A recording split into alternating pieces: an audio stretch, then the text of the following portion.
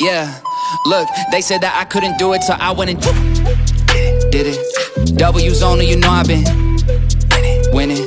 Top of the world, the globe is spinning. If you know, I've been on a mission. Go. Okay, let's get it. Got a little time on my hands like a wristwatch. I don't got time for the brakes and the pit stop. Race through the gridlock, take it like Chris Rock. Right to the chin, still win. Heavy metals like Slipknot. Hey guys, welcome to Purely Cars. As you can see, I've got my hair back and I'm looking quite good. I like the way I look, with this low haircut. But then we're not here about my appearance. We're here to test drive a Toyota Corolla, and I'm just gonna go out on a limb and say that this is one of the best small cars in the entire world.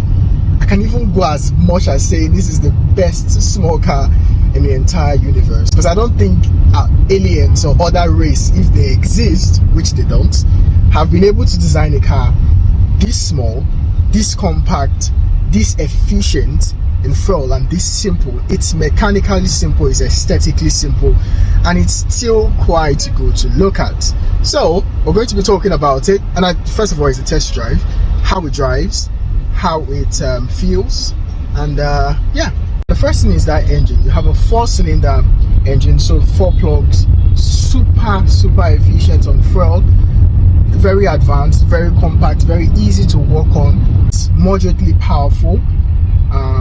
It has something called start-stop technology. So what happens is that when you come to a stop in traffic, the engine goes off temporarily without you knowing, and then when you want to move again and you press the pedal to move the car, the engine comes on again. So that again is another way the car saves fuel, and because it's a small engine, it also helps in that regard. So very efficient.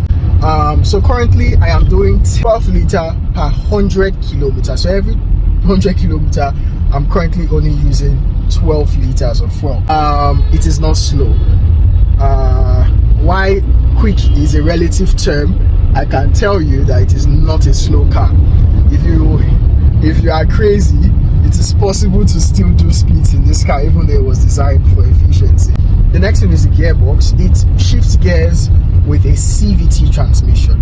So it is not a transmission in a conventional sense. It doesn't have gears like first gear, second gear, third gear. It has infinite number of gears. That's the design. So what that means is that as you're driving, the car is constantly choosing the perfect ratio to give you fuel efficiency. So it's not the most exciting gearbox, but for a fuel efficient car, it is pretty perfect. Vehicle is quick. It's not quick in the sense of a Porsche. It's not a sports car by any standard. It's not a Mercedes-Benz, but it is not slow. The steering wheel is the king of the show. It is very easy to work with. I'm using one hand, by the way, on this steering wheel, and it is effortless, basically. Very nice steering wheel. The brake pedals and the accelerator pedals, they are nicely weighted, and I don't feel like I'm having to work too hard, to take this car up to speed. The other thing that you have to notice is that this car only sends power to the front wheels. So if you live in a place where you have a lot of mud and a lot of rain and a lot of bad roads, you probably won't have the best experience because of the fact that it's not too high off the ground, and the fact that it wasn't designed to handle terrible roads like that. So this is a more urban vehicle designed for places you have good roads.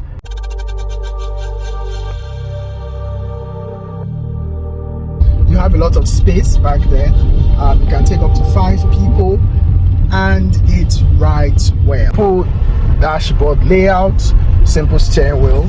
You have a simple information screen right here, and you have synthetic leather, but it's not real leather, it's just plastic that was made to look like leather.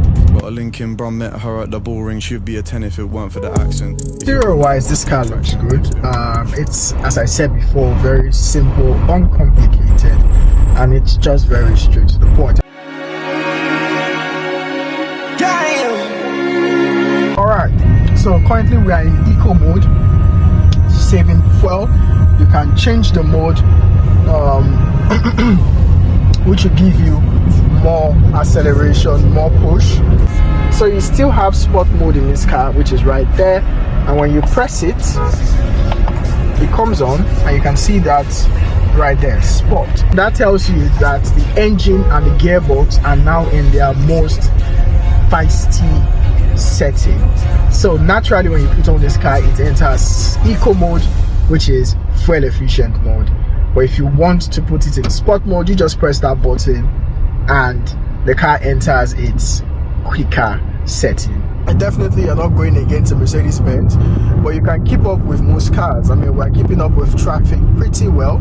That in front of me is a Lexus ES330, and we're keeping up with it quite easily in this traffic. So you can keep up with a lot of cars in this car, and at the same time you're saving fuel while doing so. So it's a very nice balance. Just hit 100 miles an hour right now in a very short time. We just overtook a Lexus ES. So don't be afraid, this car performs quite well.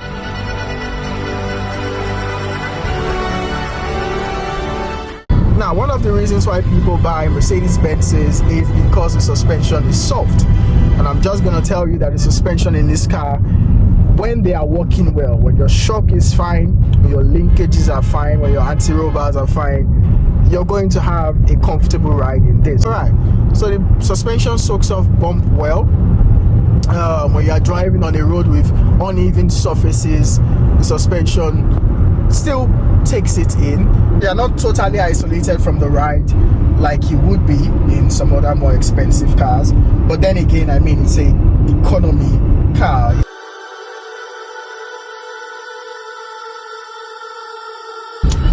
Yeah, I think I'm a little bit falling in love with this car. I love the throttle response. I love the fact that when you press the throttle, it sort of responds. I mean, not explosively, but then you sort of know that you are pressing something and it's not dull. The car isn't dull, even though it's in eco mode. So I'm calling this has been a Toyota Corolla. First impression. This is actually not the first impression. I think one of the first videos we did was inside a Corolla, almost of this vintage. So it's coming full circle that we can be riding one. So this car I just drove my bus now from Fresh Tech Automotive.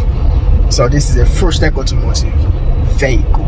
Yeah, so thank them for supporting this video, because without them we would not be able to get this car. So thank you, Fresh Tech Automotive. So this has been our drive impression of this car.